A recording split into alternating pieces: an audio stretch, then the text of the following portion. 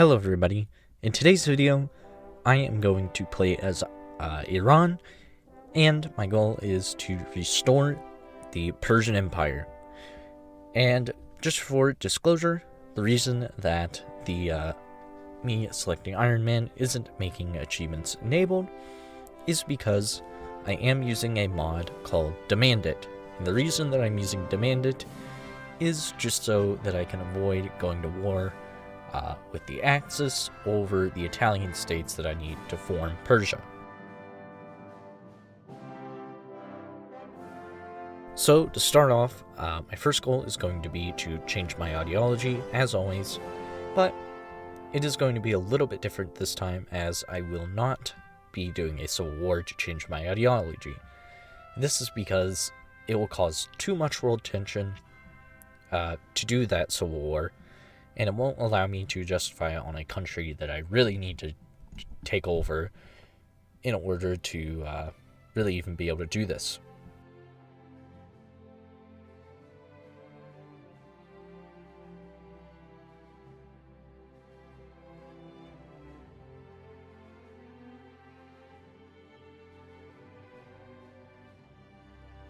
And I'm also not going to let the AI make demands, just because I don't want some really cursed stuff to happen, because I know that the AI can sometimes just randomly demand land from great powers and then start the Second World War in like 1936.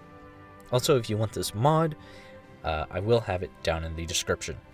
And for our focuses, I'm just going to do some industrial stuff after I do political effort, just so I can get the industrial base to actually build up my army and get some convoys that will allow me to do naval invasions later.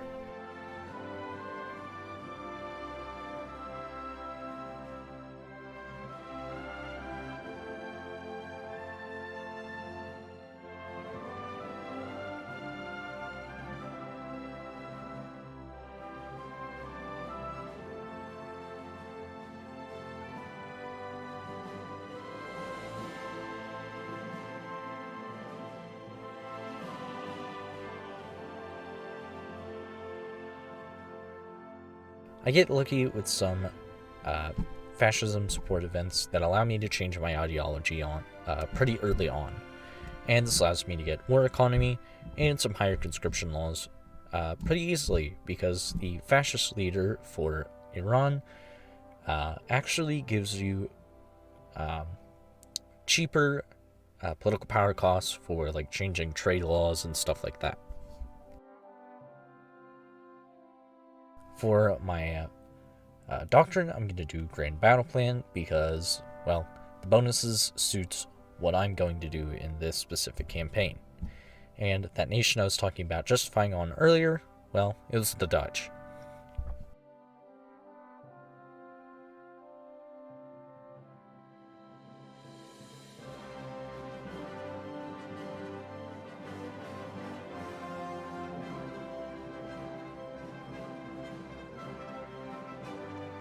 I'm also going to make a spy agency so that I can get rid of the debuffs you get from not having full intelligence on your enemies. And the main debuff that I'm looking to get rid of is the naval debuff, because that one is going to be very important to get for us to get supremacy over the British. And I'm also going to declare war on the Netherlands and join the Axis right before declaring that war. And I'm not going to call Germany in immediately, I'm going to get my divisions over there first. Now once I've got my divisions there, I'm going to declare war on the Dutch, and instead of just doing a battle plan and letting the battle plan AI handle it, I'm going to do some very specific orders with my troops, just to make sure that I get as much war participation as possible, since the main purpose of this war is not land, it's actually to take the Dutch Navy, since I really won't be able to build a big enough navy to get supremacy against the British, so I need to steal it.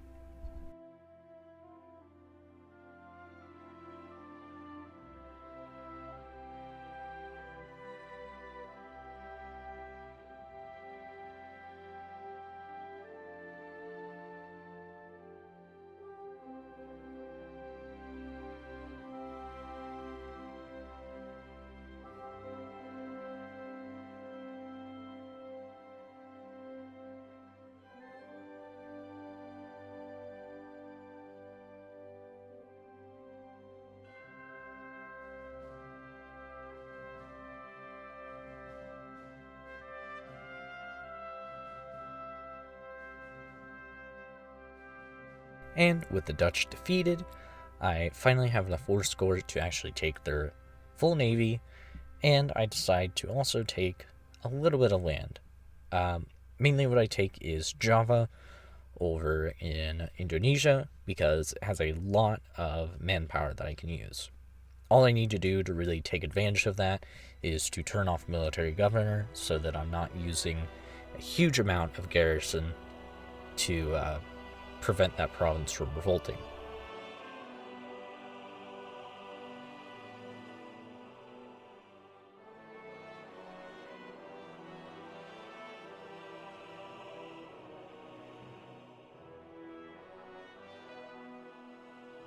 And now, even though World War II is starting, I'm still building up my army, and if you're wondering what my army composition is, it's just pure infantry.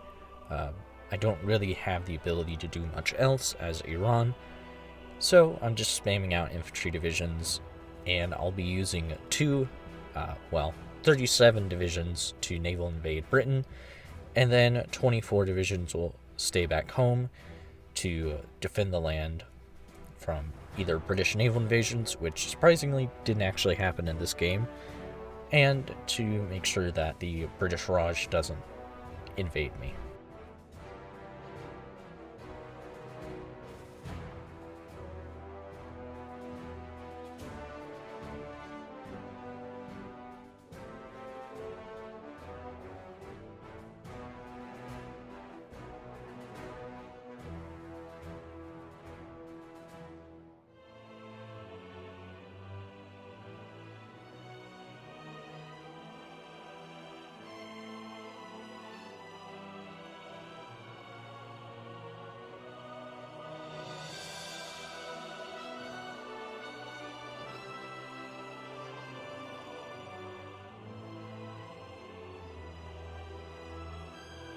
And now, with all of my naval invasions set up and my front lines set up to defend the homeland, I can finally start waiting to get naval supremacy over the British.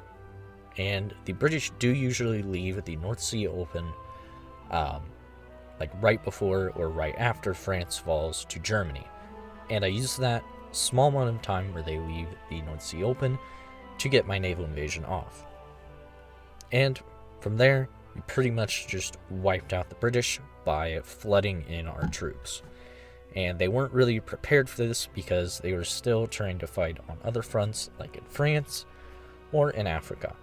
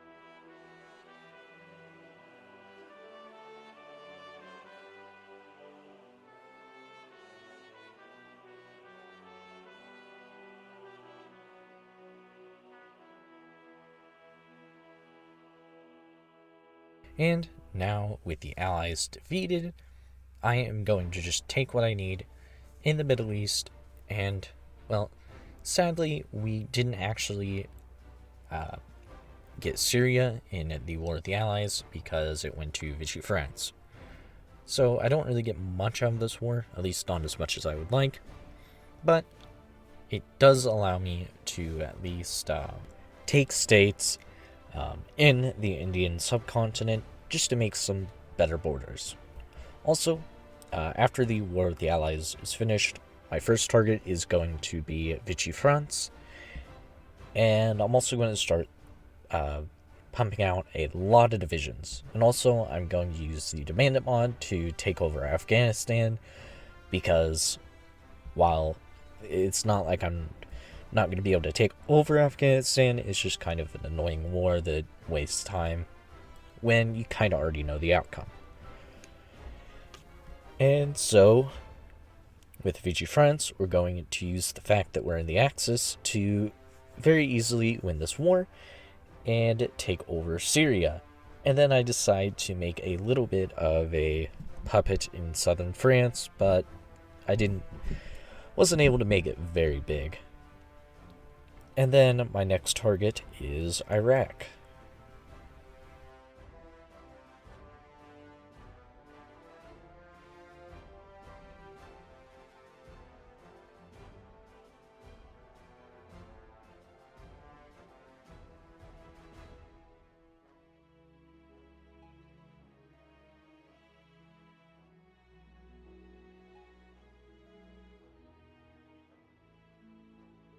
I also decide to leave the Axis around this time, just so I can actually start demanding the states I need in order to form Persia. And this invasion of Iraq is pretty quick, and after Iraq, our next target is Turkey.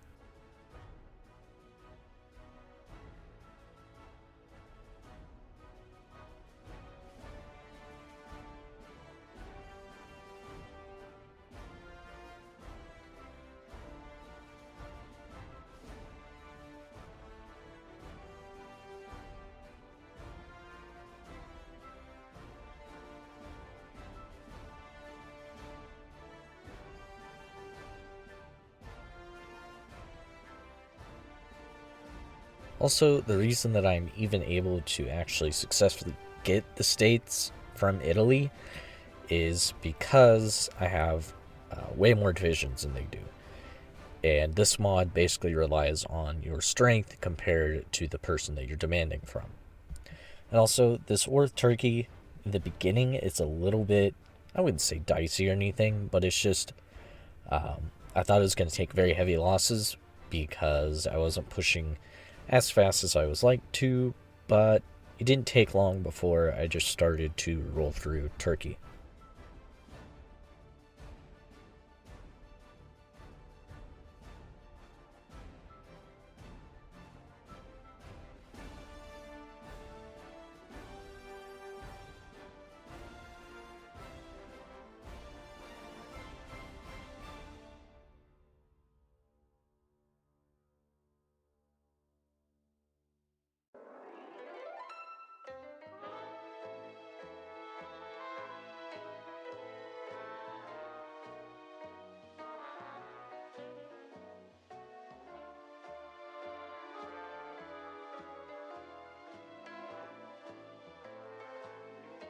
And now, with Turkey defeated, I can just full annex the entirety of Turkey.